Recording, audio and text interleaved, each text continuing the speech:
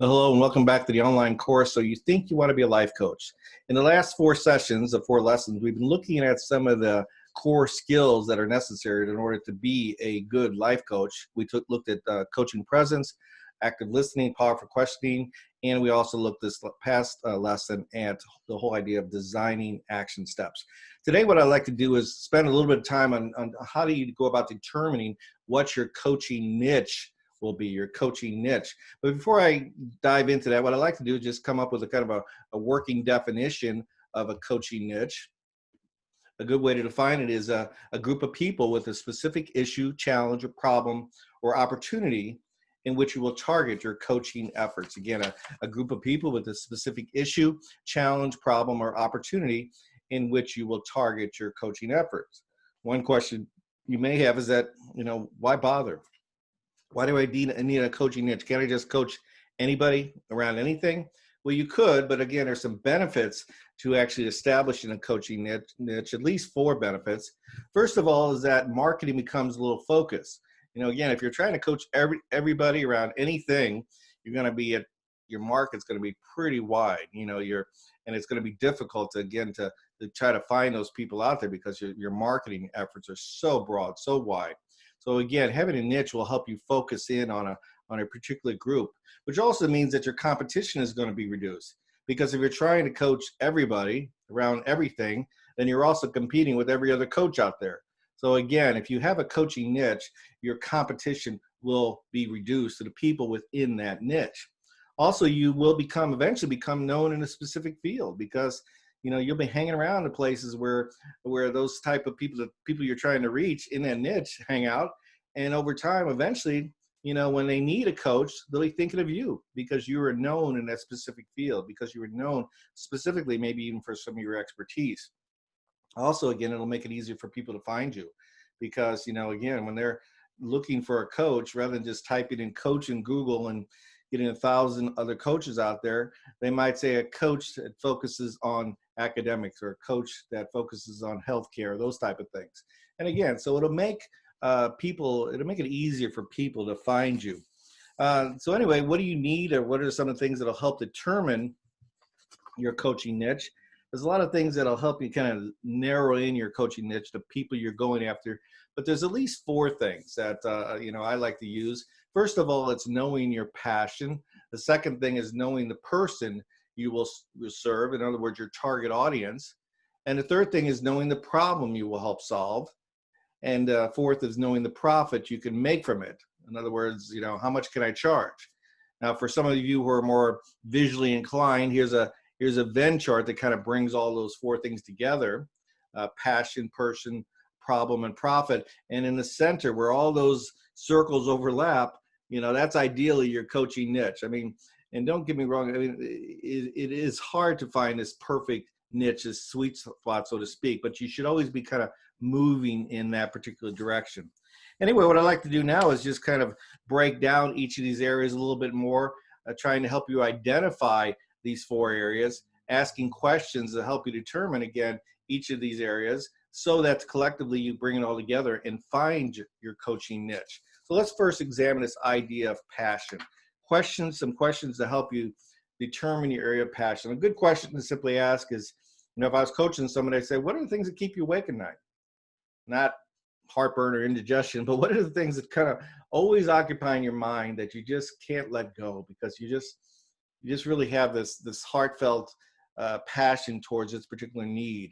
Right now it might be just this passion you have for the poor people that are working on the front lines of the fighting this COVID-19. That could be something, or homelessness or joblessness. I mean, those could be passions, the things that keeping you awake at night right now.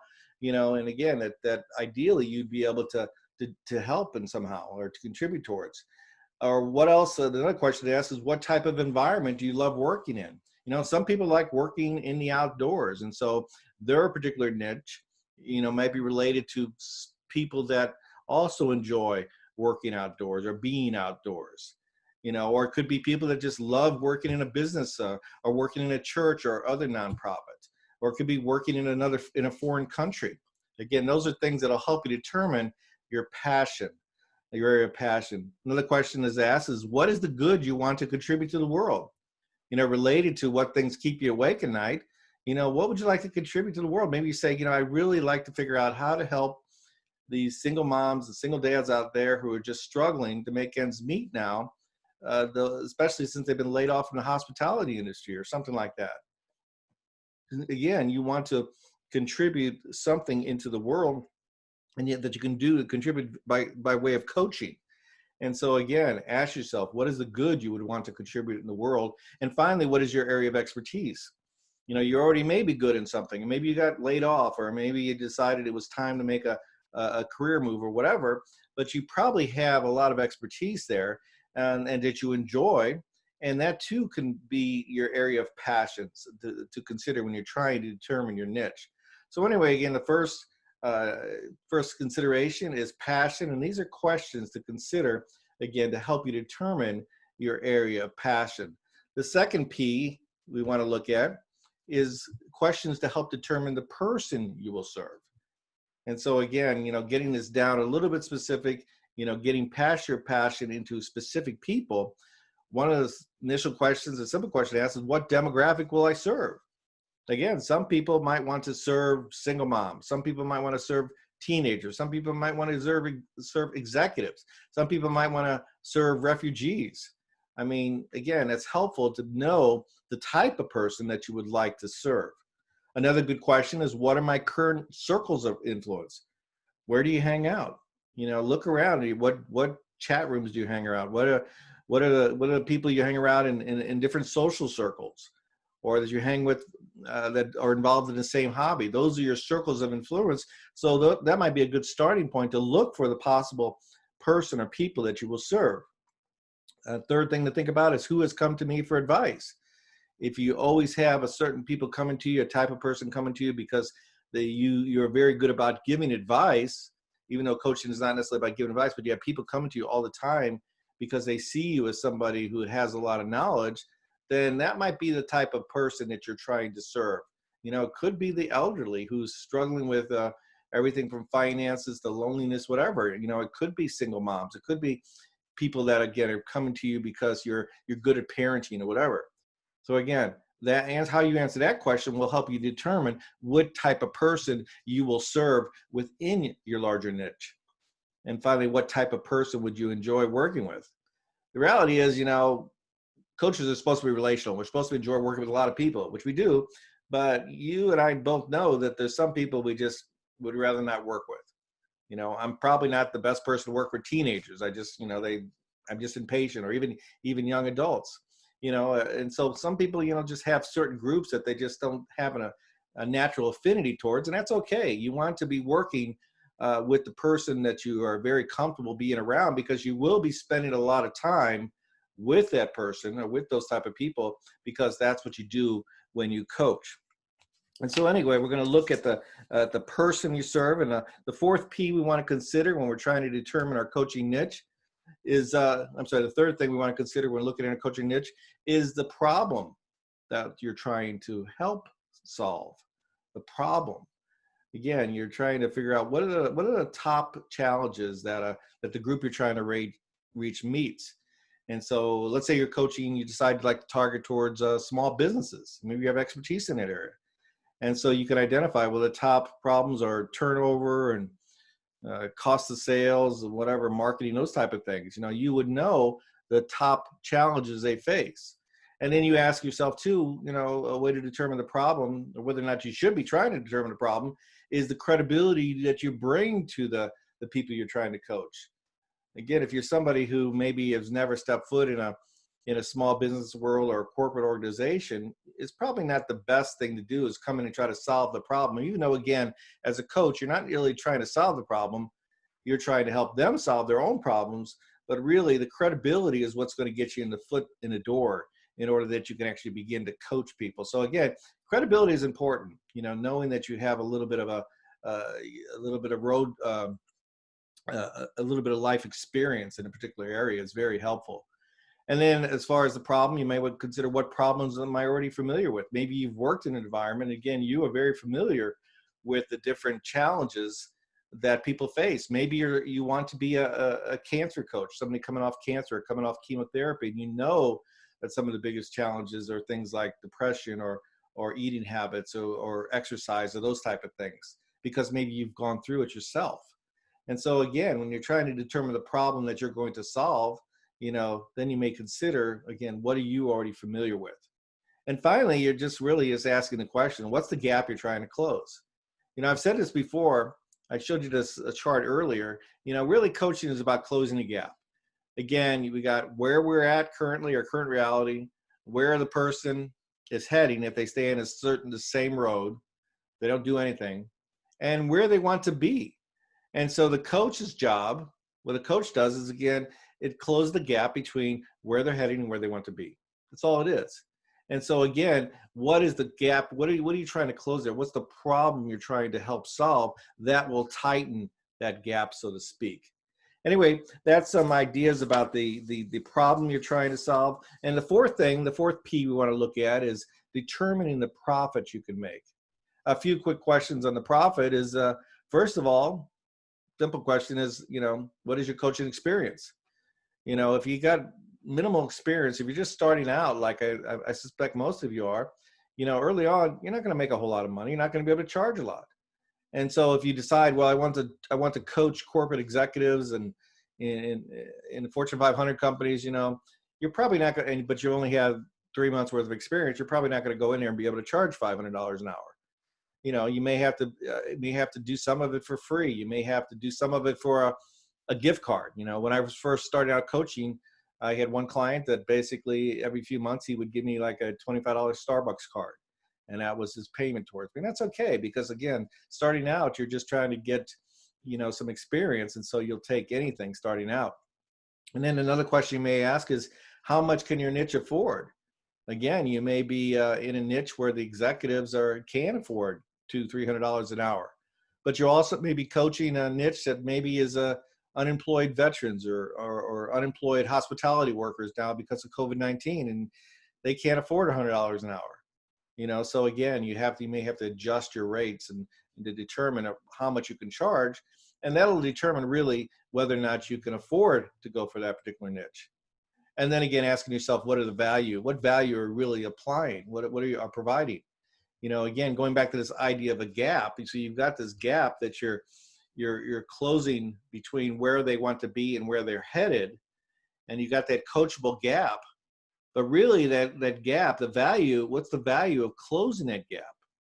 For example, again, let's say you are coaching executives, and you're trying, or not even executive. Let's say you're coaching somebody who's currently making $30,000 a year, and they really like to make $50,000 a year, no matter what they do. And you do a good job to moving them from where they're headed, where they're at, the 30,000, whatever, to where they wanted to be, the 50,000. You did a pretty good job of that, and you did it in 3 or 4 sessions. That's got some value to it, because they didn't do it on their own. They did it with you by being coached. And again, there's a value to that. So again, that'll help you determine, again, what again is the price that they're willing to pay, and ultimately, again, the price you're going to be able to charge for that particular niche. And you have to determine whether or not that's something you can live with. Anyway, a couple other things related to pricing. These are just some kind of tidbits. These are just different ways you could price. Basically, you could price per session, which is really, again, determining an hourly rate and billing before or after each session. You may come up and say, okay, $70 an hour is my rate for this particular niche. And every time I get a client and they ask you how much you charge, and you say, well, $70 an hour, and you send them an invoice every time they set up a coaching appointment. That's pretty common. But more common is actually coaching by package pricing, which basically means billing multiple sessions at a fixed rate. So it may be 4 sessions at $200 or whatever. And because they're paying for 4 sessions up front, they're really getting a reduced rate per hour of $50 an hour. If they were only going to pay per hour, you might charge them $70 an hour. So again, it's kind of it benefits both the coach and the person being coached. Also, another pricing consideration is affordability. It's basically pricing based on what the person can afford. The reality is, no matter where you're at, no matter who you're coaching, you're going to get some people that just say, I just don't think I can afford it. I'm unemployed or whatever, and I'm struggling. that's fine. You can adjust your prices. There's no magical rule out there as far as how much you should charge. And if you feel like you want to give somebody a discount, do it. Give them a free session or give them 2 free sessions, whatever you think you need to do to add value to their life. And again, they'll remember that. So again, sometimes you just have to price based on what a person can afford. And finally, another way to price is through bartering. Most of you are familiar with bartering. It's trading coaching for other services or goods. And many times what you're doing is you're bartering for other coaching services. And so you want to get some practice and you know somebody else who wants some practice. And so you say, I'll coach you, you coach me. And it's a good way to get experience. And personally, I've always have somebody I'm bartering coaching with just to keep my coaching skills sharp, so to speak. So those are some pricing considerations.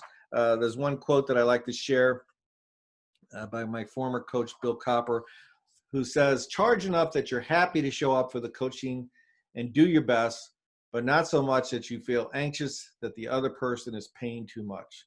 Charge enough that you're happy to show up for the coaching and do your best, but not so much that you feel anxious that the other person is paying too much. Again, good logic there, and I think it'll help you to feel comfortable with what you're charging somebody or not charging them in some cases. Anyway, that's kind of a recap. I went a little longer than I normally do into lessons. That's a summary really of this whole idea of coaching niche. I would encourage you though to really think about what your niche might be. I've included some resources below. One resource that I forgot where I got it. I mean, the name of the company's on there. I don't know if they're still in existence, but they put together a nice free document called 101 Real Coaching Niches or something. I would encourage you to just kind of just peruse through it, and it'll give your name. It'll give you some ideas.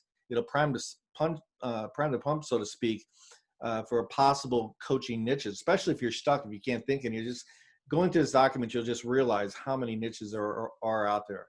And then also there's a good link. There's a link to a video that I think is very good because the lady talks about whether you should niche or not to niche, and again gives you some other considerations about determining your niche that I didn't give you in this particular lesson. So I would encourage you at time to click on that. And again, I would also encourage you to maybe begin to write down some of this, work through these 4 Ps using your niche. So if let's say you come up with a niche, you have a niche in mind, just take it through the filter, these 4 Ps. Again, ask yourself, what is this niche? What is my passion? How does this fit into my passion? Does it even fit my passion? And then who are the people in that niche? Where would I find them? Do they exist? And then what are some of the problems they're facing? And then what is the profit for this group? For example, again, B, what is your passion? Again, I have a passion for helping the healthcare workers on the front line of COVID-19. And again, those are the people in that niche. Where are they? Well, they're working all over. They're working in the hospitals. They're working in field hospitals. They're working all over. They're working in the military. What are the problems they're facing? Some of them can't find babysitters. Some are dealing with stress and anxiety. What is the profit? What is income potential? In some cases, it may be low to nothing. Other cases, it may be a decent wage. But whatever the case, that's just an example of a potential niche that you could go for. But there's a lot of other niches. But whatever niche you're thinking about, what I would say is just take it through the filter here of these 4 Ps and see what you come up with. And then maybe write that down below so that, again, I might be able to critique it a little bit and other people might be able to critique it and possibly even get some ideas for their own particular niche. Anyway, I went a little longer than I normally do in these videos, but that's okay. Again, I just appreciate you taking the time to watch it. And if you have any questions, again, please shoot me an email at chuckcoaching@gmail.com. I'll be sure to answer it. And also, I would look forward to possibly seeing you on an upcoming webinar. And I would encourage you also to begin to practice coaching using the GROW model. Again, you can't mess up that bad, but you learn to be a coach by coaching. So please take time to practice coaching, even if it's only for 15 minutes. Practice it ideally on a daily basis. That's all for now. This is, again, Chuck Gone of Chuck Gone Coaching. Have a great week and you take care. Goodbye.